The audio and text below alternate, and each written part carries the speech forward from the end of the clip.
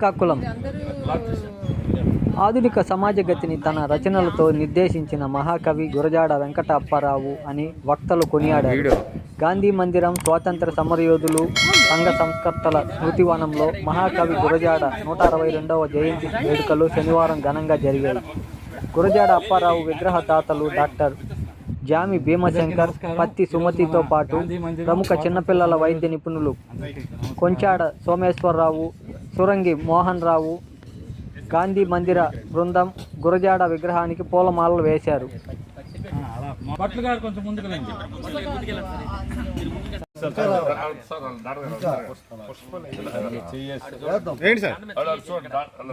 సినిమాలో మన ఒక ఆయన ఇది వాడు మన నేతాజీ సుభాష్ చంద్రబోస్ దేశం అంటే మనుషులు మట్టి కాదు అని చెప్పి ఇతను రాసిన దాన్ని కోట్ చేసి రాసిందని శ్రీకాకుళం ఉన్నారంటే ఈ డాక్టర్ గారి చలవ, డాక్టర్ గారి చలవ. మన అన్ని కుటుంబాలు గురజాలలో పుట్టి వైజాగ్ వలస వచ్చి తర్వాత చీపురుపల్లిలో విద్యాభ్యాసం గావించి చివరిగా విజయనగరం మహారాజా ఆస్థానంలో కవిగా, సలహాదారుడిగా అనేక హోదాల్లో పనిచేసి విజయనగరంలో స్థిరపడిన మహోన్నతమైన వ్యక్తి.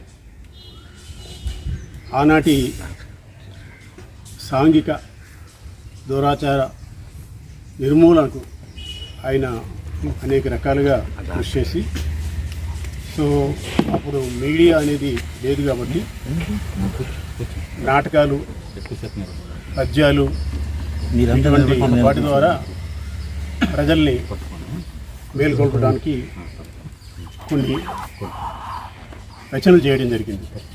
అందులో ఇప్పటికీ మనం వింటున్న కన్యాశుల్కం సుమారుగా 100 ప్రదర్శనలు అది చోటు చేసుకోవడం జరిగింది. అలాగే ఉత్తర బొమ్మ పౌర్ణమ్మ, అందరికీ నోట్లో అందరికీ ఒక నానుడిగా ఉండే ఒక దేశభక్తి గేయం, దేశమంటే మట్టి కాదు, దేశమంటే మనుషులు అనే ఒక వచన గేయాన్ని రచించి ప్రజల్ని మేల్కొల్పడం జరిగింది.